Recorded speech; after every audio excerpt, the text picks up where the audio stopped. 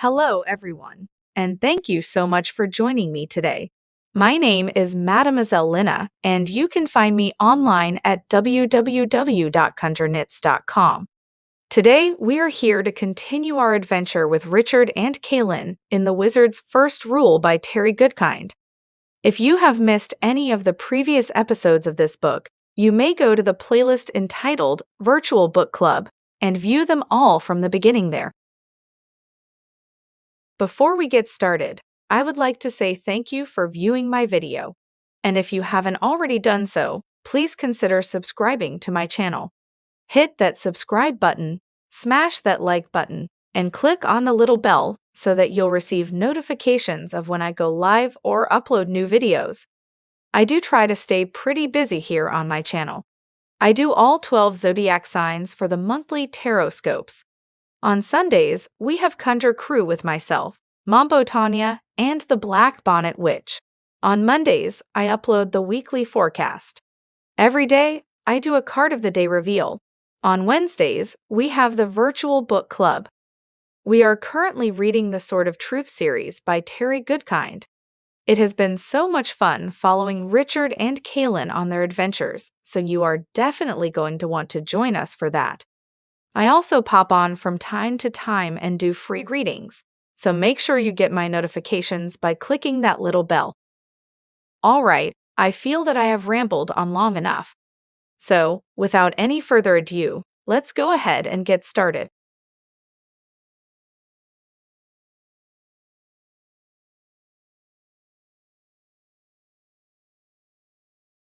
Chapter 13.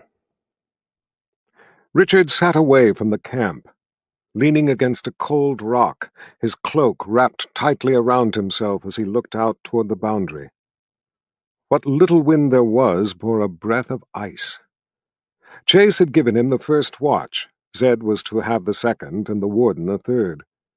Kalyn had protested when she wasn't given a watch, but in the end went along with Chase's wishes. Moonlight illuminated the open land between where he sat and the boundary. It was an expanse of gentle hills, a few trees and small streams, a pleasant-looking place, considering how near it was to the grim boundary woods. Of course, the woods had probably been pleasant at one time, too, before Dark and Rawl had put the boxes in play and started the destruction of the boundary. Chase had said he didn't think the Hearthounds could stray this far, but if he was wrong, Richard intended to see them coming. He ran his hand over the hilt of his sword for reassurance, fingering the word truth on it, tracing its raised letters absently while he scanned the night sky, vowing not to let the Gars take him by surprise again. He was glad he was given the first watch, since he wasn't sleepy. He was fatigued, but not sleepy. Still, he yawned.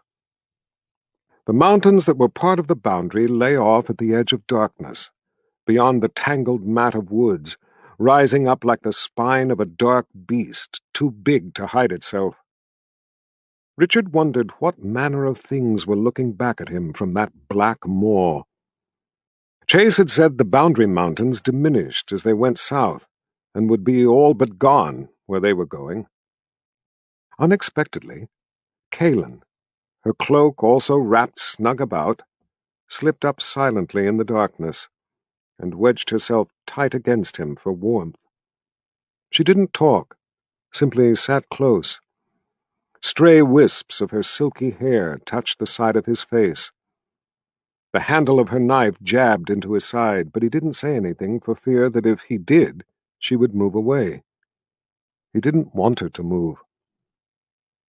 "The others asleep?" he asked quietly, glancing over his shoulder.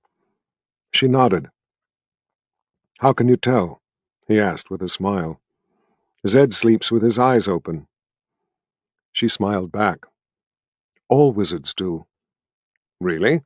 I thought it was just Zed." As he scanned the valley for any movement, he could feel her eyes on him. He looked back at her. "Aren't you sleepy?" She was so close he didn't have to speak in much more than a whisper. She shrugged. The light breeze pulled some of her long hair across her face. She reached up and pulled it back. Her eyes found his. "I wanted to tell you I was sorry." He wished she would lay her head on his shoulder, but she didn't. "About what?" "About what I said to you before, that I wouldn't want you to come after me. I did not want you to think I don't appreciate your friendship. I do. It's just that what we are doing is more important than any one person." He knew she had meant much more than she said, just as he had. He looked into her eyes, felt her breath on his face.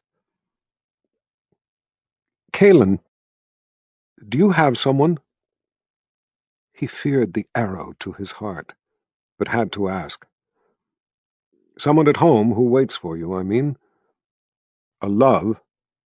He held the gaze of her green eyes for a long time. She didn't look away, but her eyes filled with tears. More than anything, he wanted to put his arms around her and kiss her. She reached up, letting the backs of her fingers brush his face gently. She cleared her throat. "It is not that simple, Richard." "Yes, it is. Either you do or you don't." "I have obligations." For a time it seemed she was going to tell him something, tell him her secret. She looked so beautiful in the moonlight. But it wasn't only the way she looked. It was what was inside her. Everything from her intelligence and courage to her wit, and the special smile she gave only to him. He would slay a dragon, if there were such a thing, just to see that smile. He knew he would never want anyone else for as long as he lived. He would rather spend the rest of his life alone than with someone else. There could be no one else. He desperately wanted to hug her close. He ached to taste her soft lips. But he was inexplicably getting the same feeling he had had before he crossed the bridge. It was a strong feeling of warning, stronger than his desire to kiss her. Something told him that if he did, it would be crossing one bridge too many. He remembered how the magic flared when she had touched his hand as he held the sword. He had been right about the bridge, so he didn't put his arms around her. She broke the gaze with a glance to the ground. "Chase said the next 2 days are going to be rough. I guess I had better get some sleep." He knew that whatever was going on in her head, he had no say in it. He couldn't force her. It was something she had to handle herself. "You have an obligation to me, too," he said. She looked back to him with a questioning frown, and he smiled. "You have promised to be my guide. I intend to hold you to that promise." She smiled and could only nod, too close to tears to speak. She kissed the end of her finger and pressed it against his cheek, then slipped back into the night. Richard sat in the dark, trying to swallow past the lump in his throat. Long after she was gone, he could still feel the place on his cheek where she had put her finger, her kiss. The night was so still that Richard felt as if he were the only one awake in the whole world. Stars flickered, looking like Zed's magic dust frozen in place as the moon stared silently down at him. Not even the wolves sang tonight. Loneliness threatened to crush him. He found himself wishing something would attack just so he would have something else to think about. He pulled out his sword, and for something to do, polished its already gleaming blade with the corner of his cloak. It was his sword to use as he saw fit. That's what Zed had told him. Whether Kalyn liked it or not, he was going to use it to protect her. She was hunted. Anything that tried to touch her was going to have to come through his sword first. The thought of her hunters, the quads, and Darkenrawl made his anger heat. He wanted them to come now so he could put an end to the threat. He hungered for them, His heart pounded, his jaws clenched. He realized suddenly that it was the sword's anger awakening his. The sword was free from its scabbard, and the mere thought of something threatening Kalyn was making its anger, and his anger, come forth. He was startled at how it had seeped into him, so quiet, so unseen, so seductive. Simply perception, the wizard had said. What was the sword's magic perceiving in him? Richard slid the sword back into its scabbard, put back the anger, feeling the gloom seep through him once again as he resumed his scan of the countryside and sky. He stood and walked around to relieve the cramps in his legs, then sat once more against the rock, inconsolable. An hour before his watch was due to end, he heard quiet footsteps he recognized. It was Zed, a piece of cheese in each hand, with no cloak, wearing only his simple robes. "What are you doing up? It's not time for your watch yet." "I thought you might like the company of a friend. Here, I brought you a piece of cheese." "No, thanks. About the cheese, I mean. I could use the friend part, though." Zed sat down next to him, folding his bony knees up to his chest, pulling the robes down over them, making himself the center of a little tent. "What's the problem?" Richard shrugged. "Kalyn, I guess." Zed didn't say anything. Richard looked over. "She's the first thing in my mind when I wake, and the last thing in my mind before I sleep. I've never felt like this before, Zed. Never felt this alone before." "I see." Zed laid the cheese on a rock. "I know she likes me, but I get the feeling she's keeping me at arm's length. When we were setting up camp tonight, I told her that if it had been her, like Chase today, I would have come after her. A while ago she came out here to see me. She said she didn't want me coming after her. But she meant more than that. She meant she didn't want me coming after her, period." "Good girl," Zed said under his breath. "What?" "I said she's a good girl. We all like her. But, Richard, she has other things, too. She has responsibilities." Richard frowned at the old man. "And what are those other things?" Zed leaned back a little. "It's not for me to say. She is the one to answer that. I would have thought she would have done so by now." The old man put his arm around Richard's big shoulders. "If it makes you feel any better, the only reason she hasn't is because she cares for you more than she should. She is afraid of losing your friendship." "You know about her secrets, and Chase knows. I can see it in his eyes. Everyone knows but me.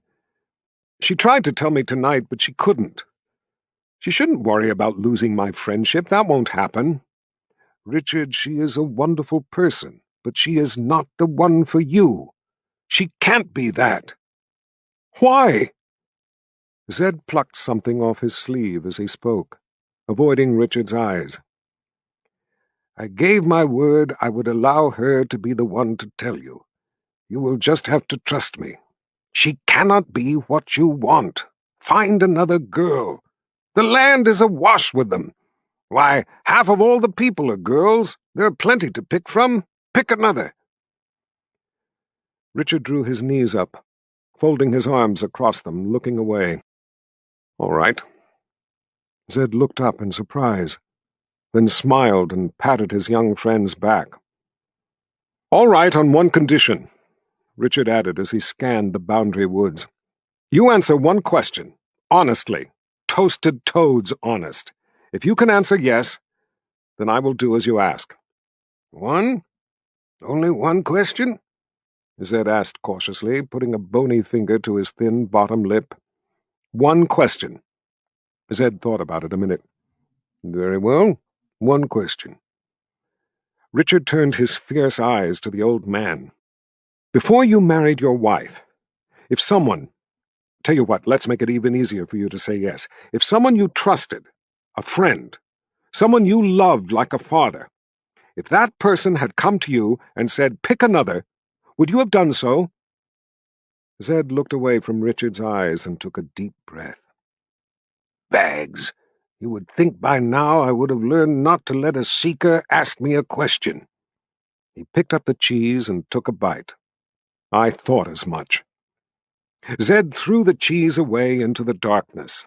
That doesn't change the facts, Richard.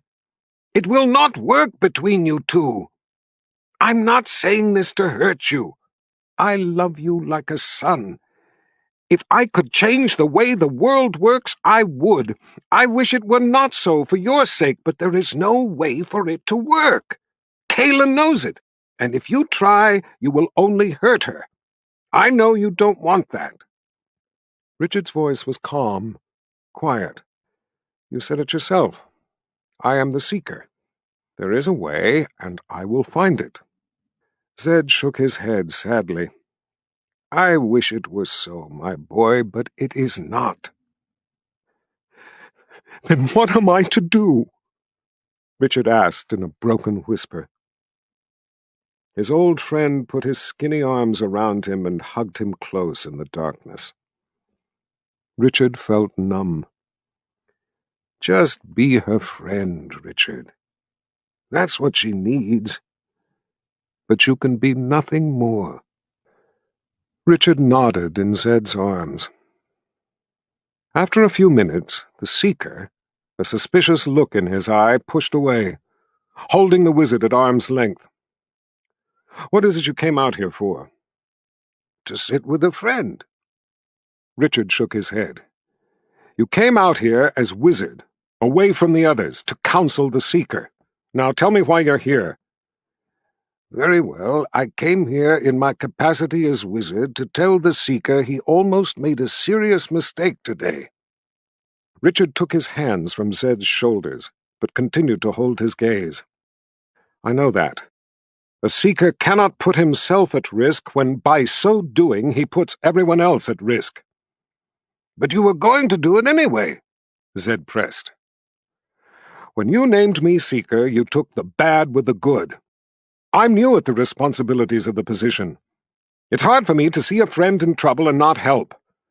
I know I can't afford that luxury anymore. Consider me reprimanded. Zed smiled. Well, that part went well. He sat a minute. His smile faded. But, Richard, the issue is bigger than just what happened today.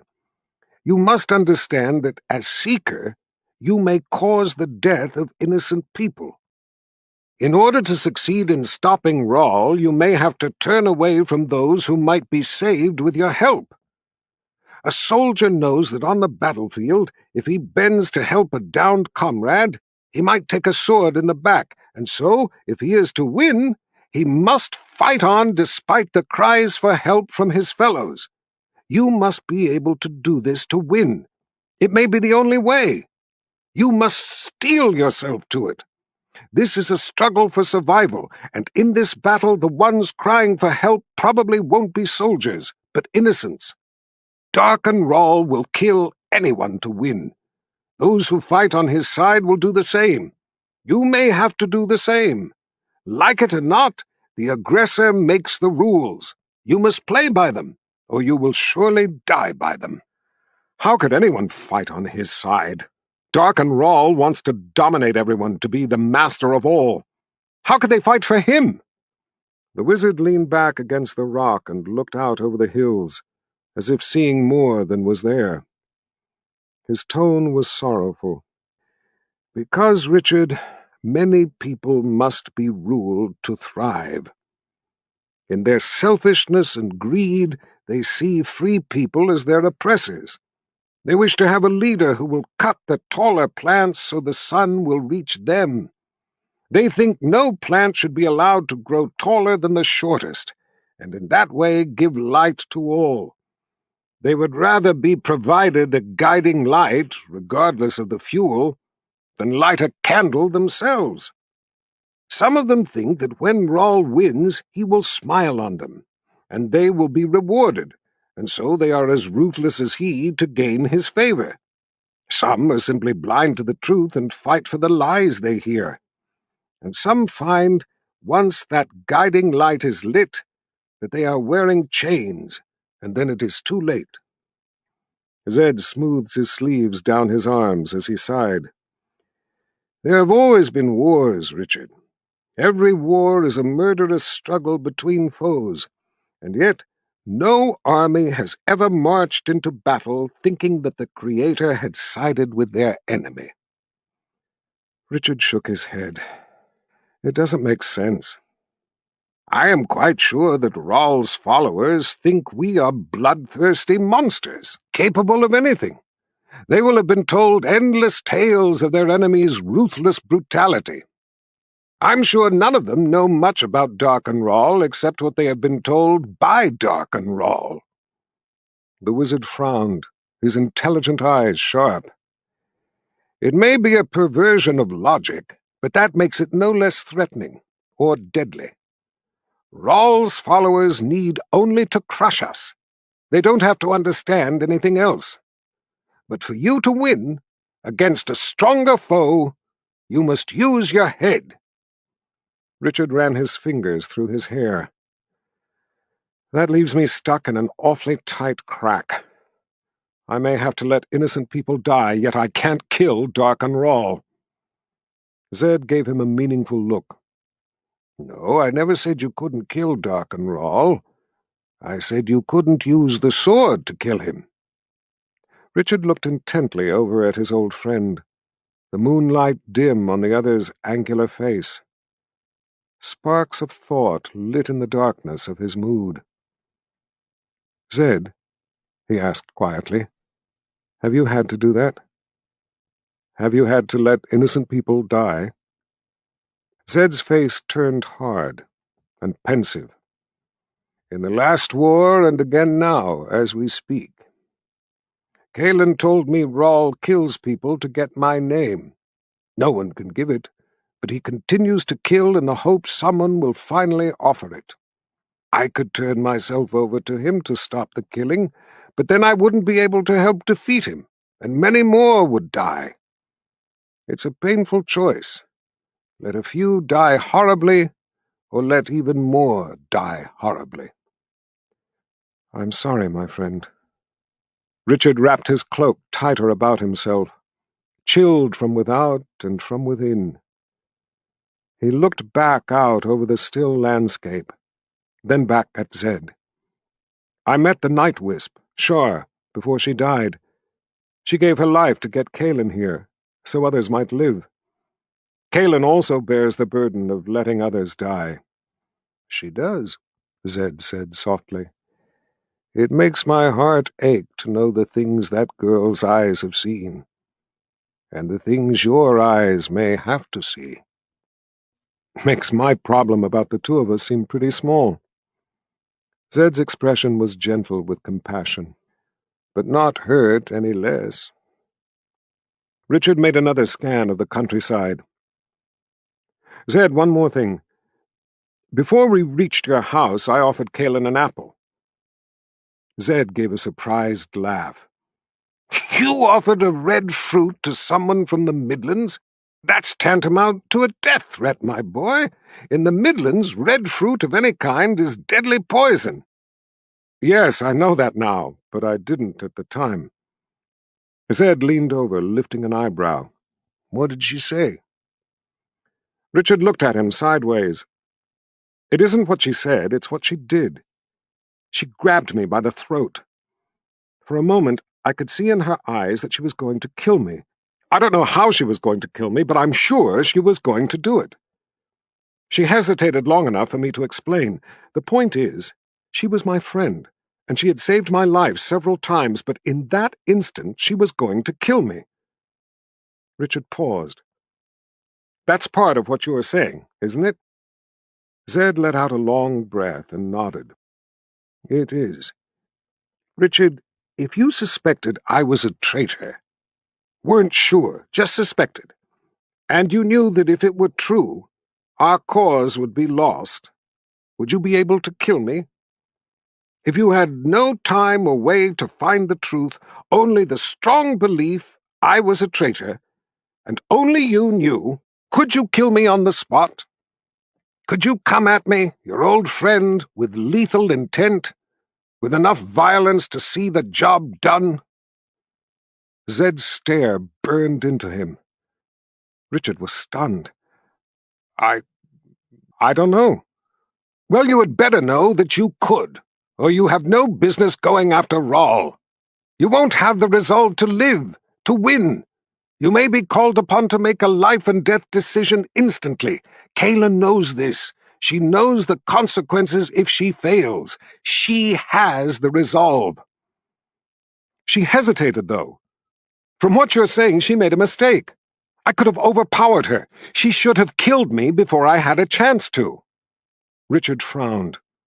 "And she would have been wrong." Zed shook his head slowly. "Don't flatter yourself, Richard. She had her hand on you. Anything you would have done wouldn't have been quick enough. All it would have taken is a thought on her part. She was in control and could afford to give you the chance to explain. She made no mistake." A little shaken, Richard still wasn't ready to concede the issue. "But you wouldn't. You couldn't be a traitor to us. Just as I would never hurt her. I don't see the point." "The point is, even though I wouldn't, if I did, you have to be prepared to act. You have to have the strength to do even that, if necessary. The point is that even though Kalyn knew you were her friend and wouldn't hurt her, when she thought you were trying to, she was prepared to act. If you hadn't quickly made her believe you, she would have." Richard sat in silence for a moment, watching his friend.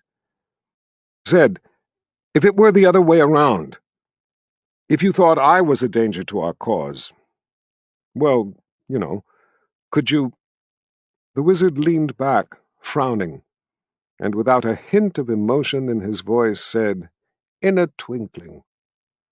The answer appalled Richard, but he understood what his friend was telling him, even if the whole idea seemed far-fetched. Anything less than total commitment could spell their failure. If they faltered, Rawl would not be merciful. They would die. It was that simple. "Still want to be Seeker?" Zed asked. Richard stared out at nothing. "Yes." "Scared?" "To the bone." Zed patted his knee. "Good. Me too. I would worry only if you were not." The Seeker gave the wizard an icy glare. "I intend to make Dark and Rawl afraid too." Zed smiled and nodded. "You're going to make a good Seeker, my boy. Have faith." Richard gave a mental shudder at the thought of Kalyn killing him just for offering her an apple. He frowned. "Zed, why are all red fruits in the Midlands deadly poison? It isn't natural." The wizard gave a sorrowful shake of his head. "Because, Richard, children like red fruit." Richard's frown deepened. "That doesn't make any sense." Zed looked down, pushing a bony finger at the dirt for a moment. "It was about this time of year, in the last war. The harvests were in. I had found a constructed magic. That's a magic made by wizards of long ago, something like the Boxes of Orden. It was a poison magic specific to color, and only able to cast one spell one time. I wasn't sure how it was used, but I knew it was dangerous." Zed took a deep breath and put his hands in his lap. "Anyway, Panis Rawl got his hands on it and figured out how to make it work. He knew children loved fruit and wanted to strike a blow at our hearts. He used the magic to poison all red fruit. It's a little like the poison of the snake vine, slow at first. It took time for us to realize what caused the fever and death. Panis Rawl deliberately chose something he could be sure children, not just the adults, would eat." His voice was barely audible as he looked out into the darkness. "A lot of people died. A lot of children. Richard's eyes were wide. If you found it, how did he get hold of it? Zed looked into Richard's eyes with an expression that could have frozen a summer day. I had a student, a young man I was training. One day I chanced upon him tinkering with something he shouldn't have been. I had an odd doubt about him. I knew something was wrong, but I was very fond of him, and so I didn't act upon my suspicion. Instead, I decided to think on it for the night. The next morning he was gone, and so was the constructed magic I had found. He had been a spy for Panis Ral. If I had acted when I should have and killed him, all those people, all those children, wouldn't have died. Richard swallowed. Zed, you couldn't have known. He thought that maybe the old man was going to yell or cry or storm off. But instead he only shrugged. Learn from my mistake, Richard. If you do, then all those lives won't have been lost for nothing. Maybe their story can be a lesson that will help save everyone from what Dark-and-Rahl will do if he wins. Richard rubbed his arms, trying to work a bit of warmth back into them. Why isn't the red fruit in Westland poison? All magic has limits. This had a limit of distance from where it was used. It stretched as far as where the boundary between Westland and the Midlands went up.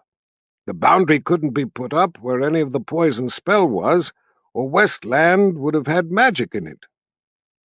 Richard sat in the dark, cold silence and thought for a time. At last he asked, "Is there any way to get rid of it? To make the red fruit no longer poison?" Zed smiled. Richard thought it was an odd thing to do, but he was glad to see it. "Thinking like a wizard, my boy. Thinking how to undo magic." He frowned in thought as he looked out into the night again. "There might be a way to remove the spell.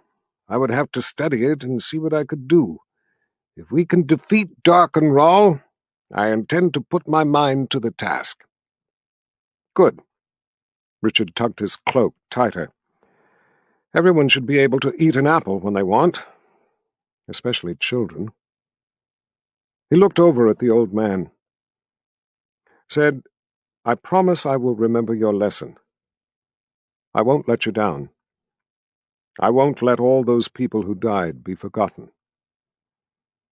Zed smiled and gave Richard's back an affectionate rub.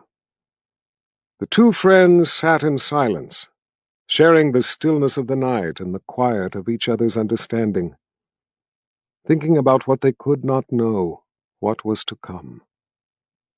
Richard thought about what needed to be done, about Panis Ral, and about Dark-and-Rahl. He thought about how hopeless everything seemed. "Think about the solution," he told himself, "not the problem. You are the seeker." "I need you to do something, wizard. I think it is time for us to disappear. Rahl has followed us long enough.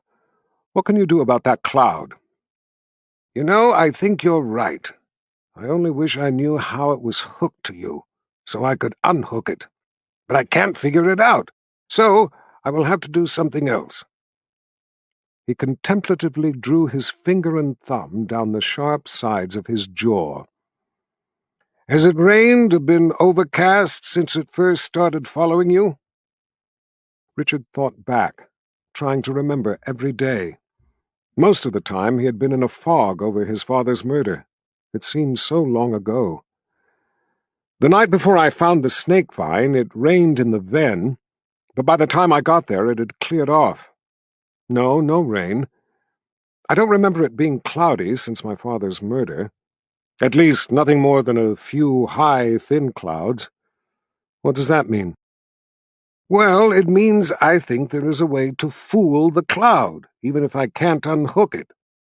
Since the sky has been clear all that time, that means Rahl probably has been responsible. He has moved the other clouds away so he could easily find this one. Simple but effective." "How could he move the clouds away?" He put a spell on this one to repel other clouds and somehow hook this one to you. Then why don't you put a stronger spell on it to attract other clouds? Before he realizes it, it will be lost, and he won't be able to find it to try to outdo your magic. If he does use stronger magic to move the clouds away to find this one, he won't know what you have done, and the stronger spell that pushes the clouds away will break the hook."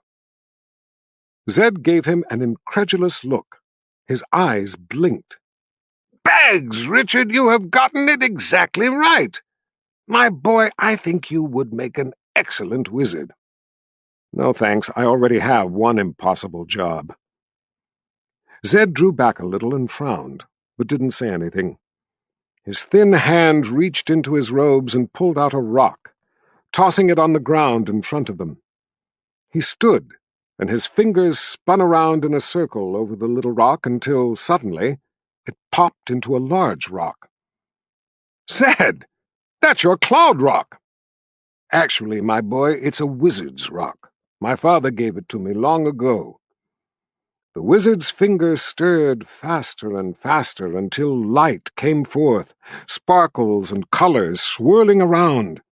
He continued to stir, mixing and blending the light. There was no sound, only the pleasant smell of a spring rain. At last the wizard seemed satisfied. "Step up on the rock, my boy." Unsure at first, Richard stepped into the light. It tingled and felt warm against his skin, as if he were lying in the hot summer sun without clothes after a swim. He let himself bask in the warm, safe feeling, gave himself over to it. His hands floated outward from his sides until they were horizontal. He tilted his head back, took deep breaths, and closed his eyes. It felt wondrous, like floating in water, only he was floating in light. Exhilaration soaked through him. His mind felt a buoyant, timeless connection to everything around him. He was one with the trees, the grass, the bugs, the birds, the animals all around, the water, the very air itself. Not a separate being, but part of a whole. He understood the interconnection of everything in a new way, saw himself as inconsequential and empowered at the same time. He saw the world through the eyes of all the creatures around him. It was a shocking, marvelous insight. He let himself soar into a bird that flew overhead, saw the world through its eyes, hunted with it, hungry and needful for mice, watched the campfire below, the people sleeping. Richard let his identity scatter to the winds. He became no one and everyone, felt the heat of their needs, smelled their fear, tasted their joy, understood their desires, and then let it all melt away into nothingness, until there was a void where he stood, alone in the universe, the only living thing, the only thing existing at all. Then he let the light flood through him, light that brought forth the others that had used this very rock. Zed's father, and the wizards before that, for untold years, thousands of years, one and all. Their essence flowed through him, shared themselves with him as tears streamed down his cheeks at the wonder of it all. Zed's hands sprang forward, loosing his magic dust. It swirled about Richard, glittering fluidly, until he was at the center of its vortex. The sparkles tightened their rotation and gathered at his chest. With a tinkling sound like a crystal chandelier in the wind, the dust climbed away into the sky as if climbing a kite string, taking the sound with it as it went, higher and higher until it reached the cloud. The cloud took in the magic dust and was lit from within by roiling colors. All across the horizon lightning flashed, ragged streaks ripping this way and that, called forth, eager, expectant. All at once the lightning stopped. The illumination in the cloud faded, and was gone, and the light from the wizard's rock pulled itself inward until it was extinguished. There was sudden silence. Richard was there again, standing on a simple rock. He looked wide-eyed at Zed's smiling face. "Zed," he whispered, "now I know why you stand on this rock all the time. I've never felt anything like that in my life. I had no idea." Zed smiled knowingly. "You're a natural, my boy. You held your arms just right. Your head had the proper tilt. You even arched your back correctly. You took to it like a duckling to a pond. You have all the makings of a fine wizard." He leaned forward gleefully. "Now just try to imagine doing it naked." "It makes a difference?" Richard asked in amazement. "Of course, the clothes interfere with the experience." Zed put his arm around Richard's shoulder. "Someday I will let you try it." "Zed, why did you have me do that? It wasn't necessary. You could have done it." "How do you feel now?" "Oh, I don't know. Different. Relaxed. More clear-headed. I guess not as overpowered, not as depressed." "That's why I let you do it, my friend, because you needed it. You have had a hard night. I can't change the problems, but I could help you feel better." "Thank you, Zed. Go get some sleep. It's my watch now." He gave Richard a wink. "If you ever change your mind about becoming a wizard, I would be proud to welcome you into the Brotherhood." Zed held up his hand. Out of the darkness, the piece of cheese he had thrown away floated back to him. Chapter 14. Chase reined in his horse. "Here, this will be a good place." He led the other three off the trail through an open tract of long-dead spruce, the silver-gray skeleton standing bare of all but a few branches and an occasional wisp of dull green moss. The soft ground was littered with the rotting corpses of the former monarchs. Brown bogweed, its broad, flat leaves laid down in haphazard fashion by past storms, looked like a tangled sea of dead snakes underfoot. The horses picked their way carefully among the tangle. Warm air, heavy with humidity, carried the fetid smell of decay. A fog of mosquitoes followed them as they went, the only things alive as far as Richard could tell. As open as this place was, little brightness was offered by the sky, as a thick, uniform overcast of clouds hung oppressively close to the ground. Trailers of mist dragged across the silver spikes of the trees that remained standing, leaving them wet and slick. Chase led the way for Zed and then Kalyn, with Richard following behind, watching over them as they twisted their way along. Visibility was limited to less than a few 100 feet, and even though Chase didn't seem to be concerned, Richard kept a sharp lookout. Anything could sneak up close before they would be able to see it. All four swatted at the mosquitoes, and except for Zed, they kept their cloaks tight for protection. Zed, who shunned wearing a cloak, nibbled on the remnants of lunch, looking about as if on a sightseeing excursion. Richard had an excellent sense of direction, but was glad they had Chase to lead them. Everything in the bog looked the same, and he knew from experience how easy it would be to become lost. Since Richard had stood on the Wizard's Rock the night before, he felt the weight of his responsibilities less of a burden and more of an opportunity to be part of something right. He didn't feel the danger any less, but felt more strongly his need to be part of stopping Rawl. He saw his part in the scheme of things as a chance to help others who had no chance to fight Darken Rawl. He knew he couldn't back away. That would be the end of him, and a lot of others. Richard watched Kalyn's body sway as she rode, her shoulders moving to the horse's rhythm.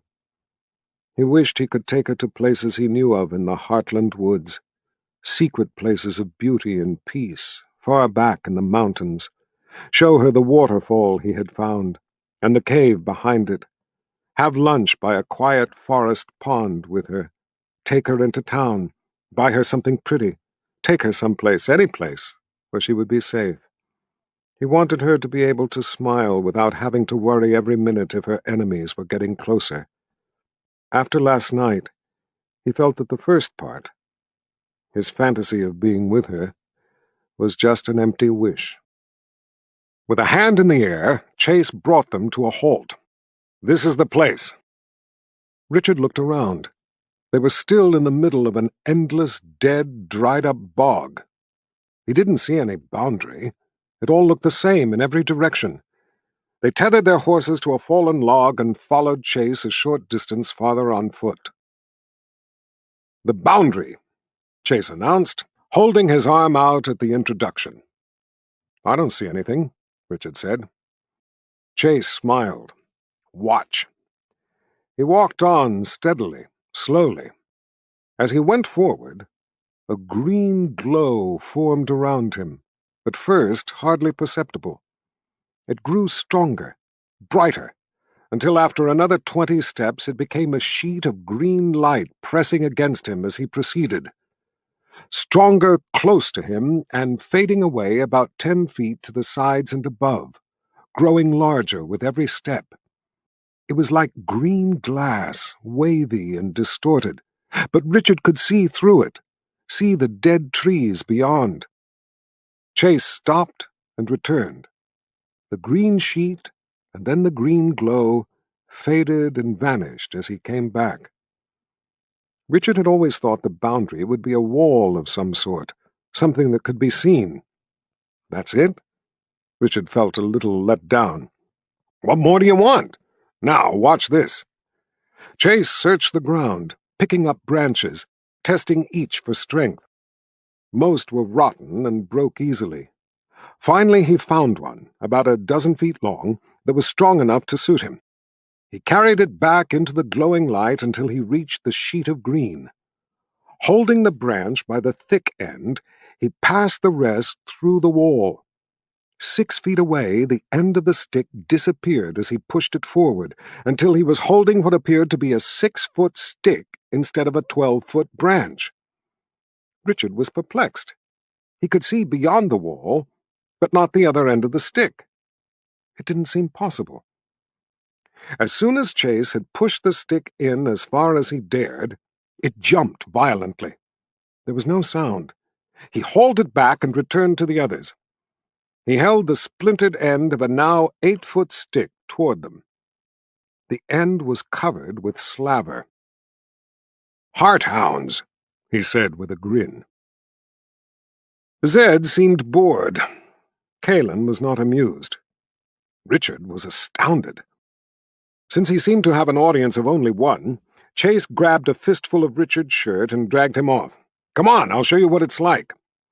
Chase locked his right arm together with Richard's left as they proceeded, cautioning Richard, "Go slow, I'll let you know when we've gone far enough. Keep hold of my arm." They walked ahead slowly. Green light began. With each step it became more intense, but it was different from when Richard had watched Chase go in by himself. Then the light had been to Chase's sides and above him. Now it was all about. There was a buzzing sound, like 1,000 bumblebees. With each step the sound became deeper, but not louder. The green light became deeper, too, and the surrounding wood darker, as if night were falling. Then the sheet of green was in front of them, materializing out of nothing, with the green glow everywhere else. Richard could hardly see the woods anymore. He looked back and couldn't see Zed or Kalyn at all. "Easy now," Chase warned. They pushed against the green sheet as they stepped slowly ahead. Richard could feel the pressure of it against his body. Then everything else blacked out, as if he were in a cave at night, with a green glow around Chase and himself. Richard held Chase's arm tighter. Buzzing felt like it was vibrating his chest. With the next step, the green sheet of the wall changed suddenly. "Far enough," Chase said, his voice echoing. The wall had become darkly transparent, as if Richard were looking into a deep pond in the dark woods. Chase stood still, watching him. There were forms on the other side. Inky black shapes wavered in the gloom on the other side of the wall. Spectres floating in the deep. The dead in their lair. Something closer and faster moved nearer to them. "The hounds," Chase said. Richard felt an odd sensation of longing. Longing for the blackness. The humming wasn't a sound, he realized. It was voices. Voices that murmured his name. Thousands of distant voices called out to him. The black shapes were gathering, calling to him, holding their arms out to him. He felt a sudden, unexpected stab of loneliness. Felt the solitude of his life, of all life. Why did he need the pain when they were waiting to welcome him? Never alone again. The black shapes drifted closer in the gloom, calling to him, and he began to see their faces. It was as if he were looking through murky water. They came closer. He longed to step through, to be there with them. And then he saw his father. Richard's heart pounded. His father called out to him mournfully in a long, sorrowful cry. His arms thrust out, trying desperately to clutch for his son. He was just beyond the wall. Richard's heart felt as if it were going to rip with yearning. It had been so long since he had seen his father. He wailed for him, hungered to touch him. He wouldn't have to be afraid ever again. He had only to reach his father. Then he would be safe. Safe. Forever.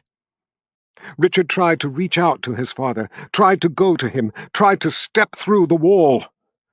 Something was holding his arm. Irritated, he pulled harder. Someone held him from his father. He screamed for whoever held him to let go. His voice sounded hollow, empty. Then he was being pulled away from his father. His anger roared to life. Someone was trying to drag him back by his arm. In a rage, he grabbed his sword. A big hand clamped over his with an iron grip. Screaming in unrestrained fury, he struggled mightily to free the sword, but the big hands held tight, dragging him, stumbling, from his father. Richard struggled, but was hauled away. The green wall came up suddenly in place of the darkness as he was pulled back. Chase was dragging him away from it, through the green light. The world returned with a sickening jolt. The dry, dead bog returned. Suddenly aware, Richard was appalled at what he had almost done. Chase released his sword hand. Shaking, Richard put it on the big man's shoulder for support, struggling to catch his breath as they stepped out of the green light. Relief washed over him. Chase leaned over a little, searching his eyes. "All right?" Richard nodded, too overwhelmed to speak. The sight of his father had brought back the devastating grief. He had to concentrate just to breathe, to stand. His throat hurt. He realized he had been choking, but hadn't been aware of it at the time. Terror raced through Richard's mind as he realized how close he had come to stepping through the wall, to death. He had been totally unprepared for what had happened. If Chase hadn't been there holding on to him, he would be dead now. He had tried to give in to the underworld. He felt as if he didn't know himself. How could he have wanted to give himself over to it? Was he that weak? That frail? Richard's head swirled with pain. He couldn't clear the vision of his father's face from his mind. The way his father longed for him, called to him, So desperate. He ached to be with him. It would have been so easy. The image haunted his mind, refusing to let go. He didn't want to let it go. He wanted to go back. He could feel the pull, even as he resisted. Kalyn was there, waiting for them, at the edge of the green light as they emerged. She swept her arm protectively around his waist and tugged him away from Chase. With her other hand she grabbed hold of his jaw, turning his head, making him look at her. "Richard, listen to me. Think of something else. Concentrate. You have to think of something else. I want you to remember every intersection on every trail in the Heartland. Can you do that for me? Please, do it now. Remember every one for me." He nodded and started to remember the trails. Kalyn turned to Chase in a fury, slapping him across his face as hard as she could. "You bastard!" she screamed. "Why would you do that to him?" Throwing all her weight into it, she slapped him again, her hair tossing across her face. Chase didn't try to stop her. "You did it on purpose. How could you do that?" She swung at him a third time, but this time he grabbed her wrist in mid-swing. "Do you want me to tell you, or do you wish to go on hitting me?"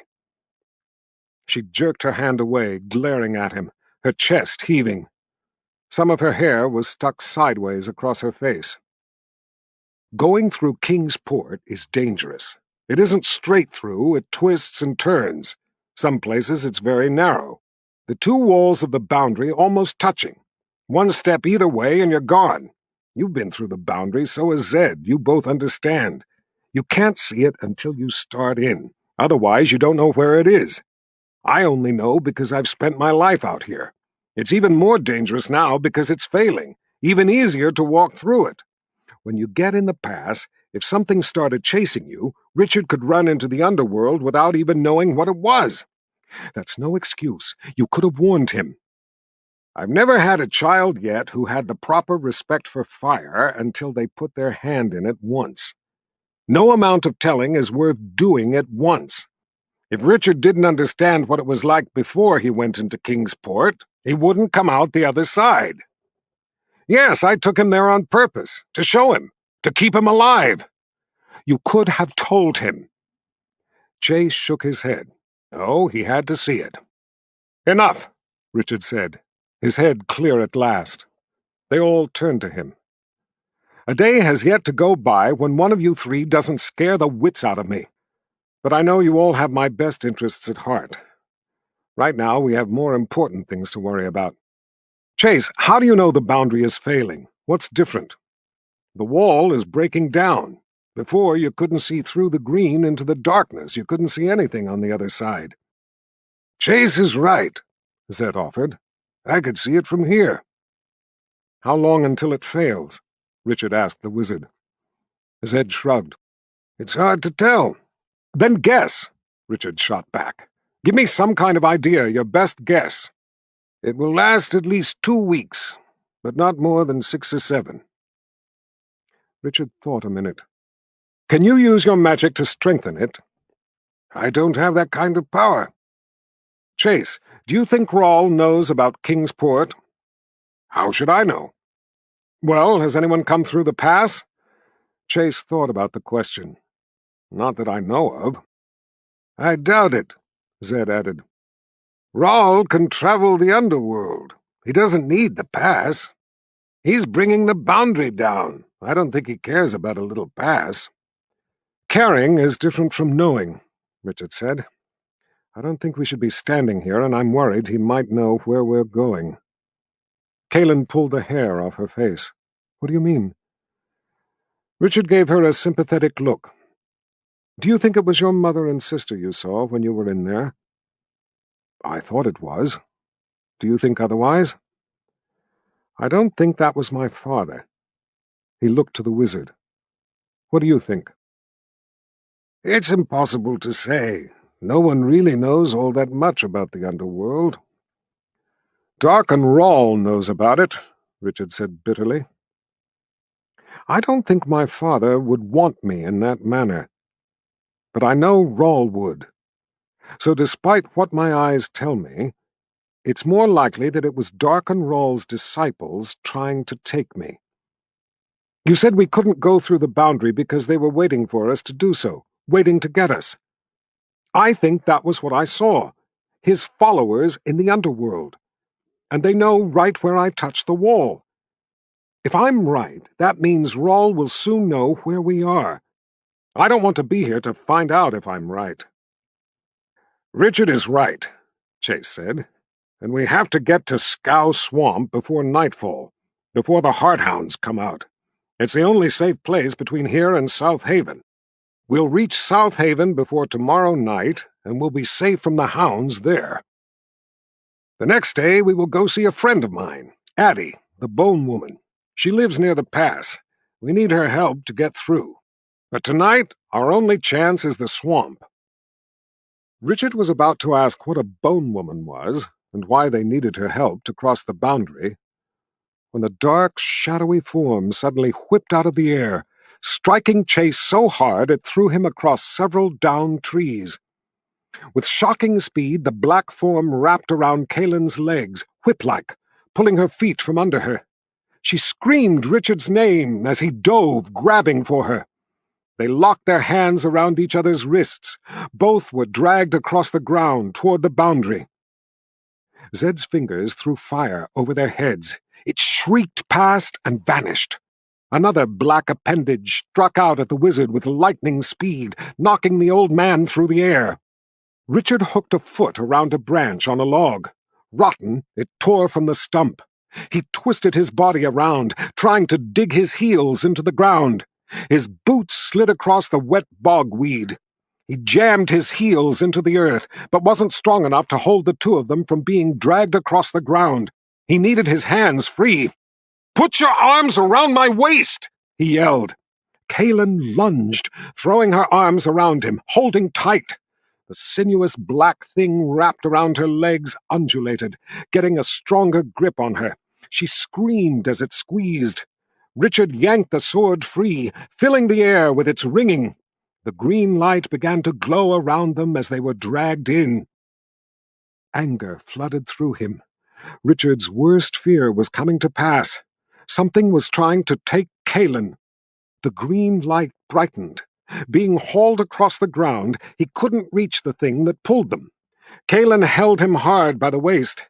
Her legs were too far away, and the thing that held her legs was farther still.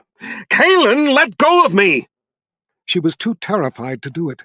She clutched him tightly, desperately, panting in pain. The green sheet came up as they were dragged in. The buzzing was loud in his ears. "Let go!" he yelled again. He tried to pry her hands from his waist. The trees of the bog started to fade into darkness. Richard could feel the pressure of the wall. He couldn't believe how strongly she held him. On his back, sliding across the ground, he tried to reach behind himself to pull her wrists away from him, but could not. Their only chance was for him to get up.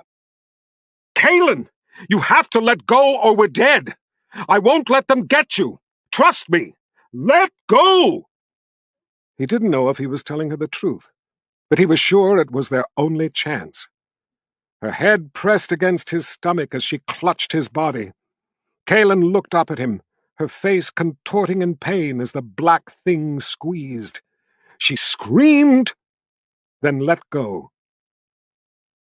In a blink, Richard was on his feet.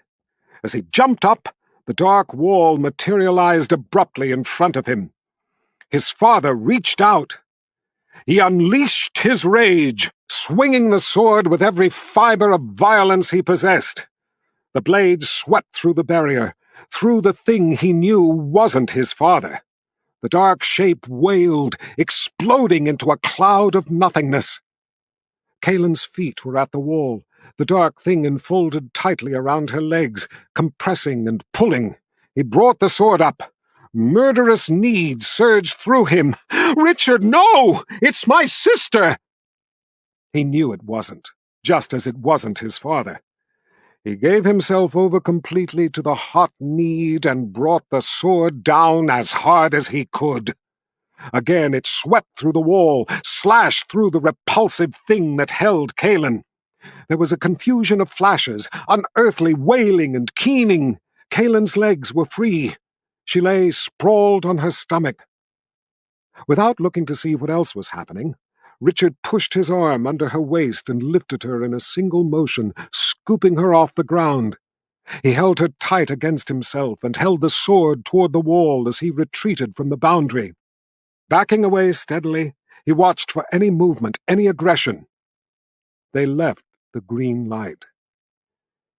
He kept going until they were well clear, beyond the horses. When he stopped at last and released her, Kalyn turned and threw her arms around him, shaking.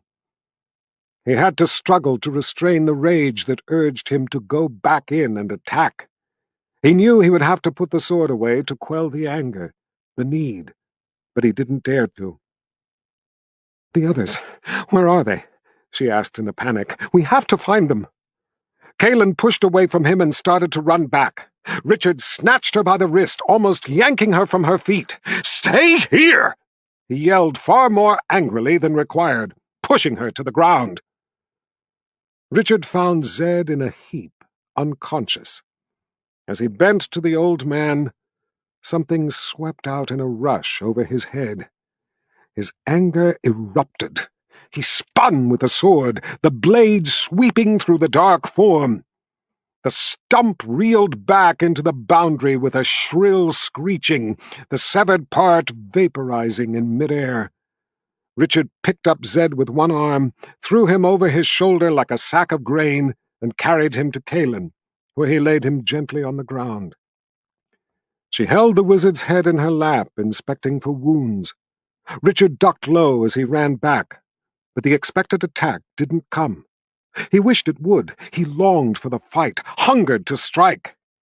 He found Chase jammed partway under a log. Richard seized the male and pulled him over. Blood oozed from a gash on the side of Chase's head. Debris was stuck to the wound. Richard's mind raced, trying to think what to do. He couldn't lift Chase with one arm, and he didn't dare to put the sword away. He did know he didn't want Kalyn to come help. He wanted her to stay safely away. Getting a good grip on the warden's leather tunic, Richard started dragging him. The slick bogweed eased the effort somewhat, but it was still difficult, because he had to go around several fallen trees. Surprisingly, nothing attacked. Maybe he had hurt it, or killed it. He wondered if it was possible to kill something already dead. The sword had magic. Richard wasn't sure what it was capable of. He wasn't even sure if the things in the boundary were dead. He finally reached Kalyn and Zed and dragged Chase close. The wizard was still unconscious. Kalyn's face was white with worry. "What are we going to do?" Richard scanned around. "We can't stay here, and we can't leave them. Let's put them over the horses and get out of here. We'll look to their wounds as soon as we're a safe distance away." The clouds were thicker than before, and mist covered everything with a wet sheen. As he checked in every direction, Richard put the sword away and easily lifted Zed over his horse. Chase was more difficult. He was big, and all his weapons were heavy.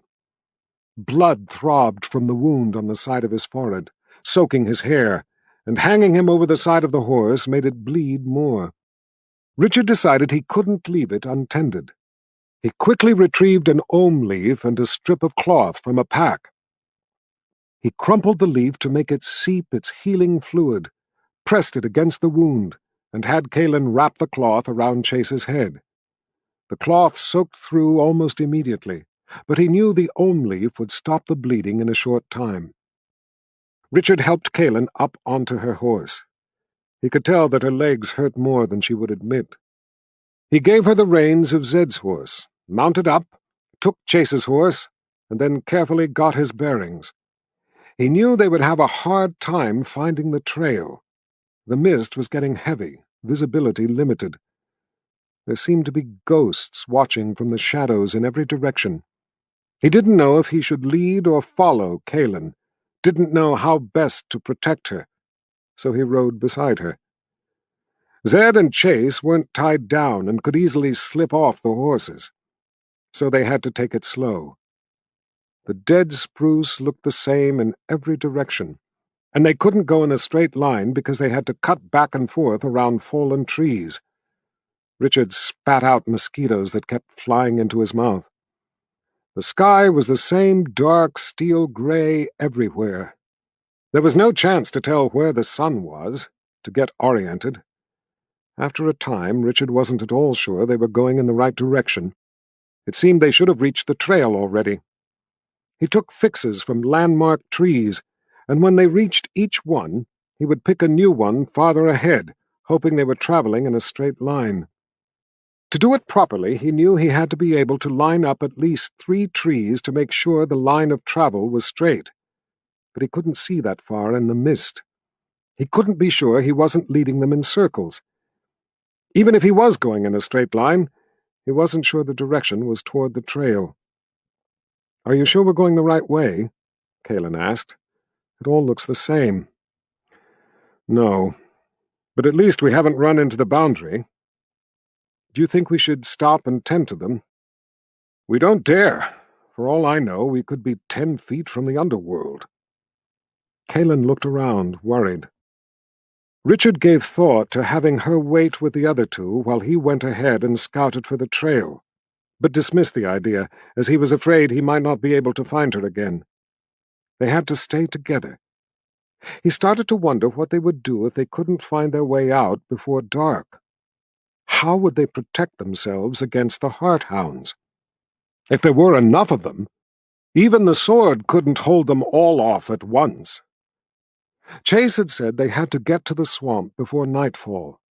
He hadn't said why or how the swamp could protect them. The brown bogweed was an endless sea all around, with hulks of trees aground in it everywhere. An oak appeared off to their left, then some more, some with leaves shimmering dark green and wet in the mist. This was not the way they had come in. Richard turned them to the right a little, following the edge of the dead bog, hoping it would lead them back to the trail. Shadows from the brush among the oaks watched them. He told himself it was his imagination that made the shadows seem to have eyes. There was no wind, no movement, no sound.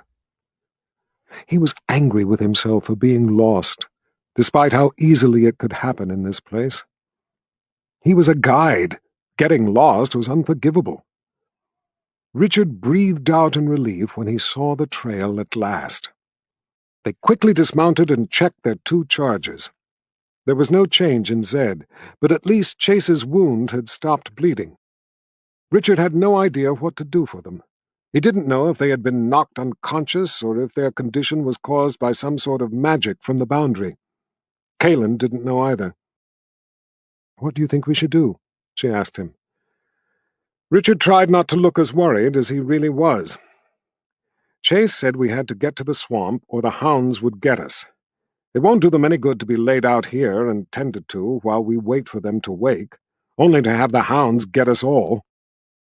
As I see it, we have only 2 choices. Leave them here or take them with us. There is no way I'm leaving them. Let's tie them down on the horses so they don't fall off and get to the swamp." Kalyn agreed. They worked quickly to lash their friends to the horses. Richard changed Chase's bandage and cleaned up the wound a little. The mist was changing to a light rain. He fished around in the packs, finding the blankets, and removed the oilcloth they were wrapped in. They put a blanket over each friend, then covered them with the oilcloth to keep them dry, criss-crossing rope over it all to hold it in place. When they were finished, Kalyn unexpectedly put her arms around him, hugging him close and tight for a moment, separating before he could return her gesture. "Thank you for saving me," she said softly. "The boundary terrifies me." She looked sheepishly up at him. "And if you remind me what I said about not coming after me, I'll kick you." She smiled as she looked up from under her eyebrows. "Not a word. I promise." He smiled back at her and pulled up the hood of her cloak, stuffing her hair into it to keep her dry in the rain. He pulled up his own hood, and they started off down the road.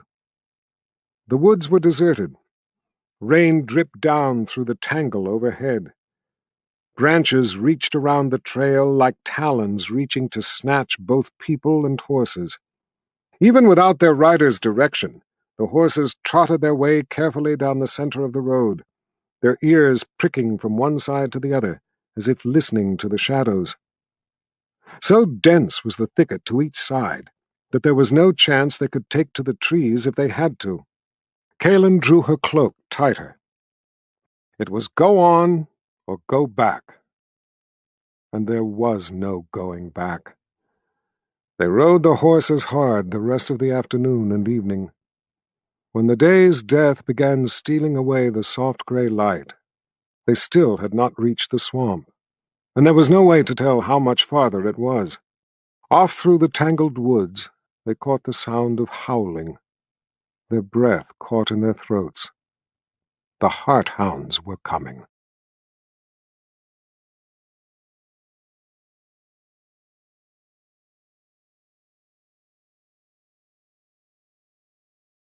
I think we will go ahead and stop for now.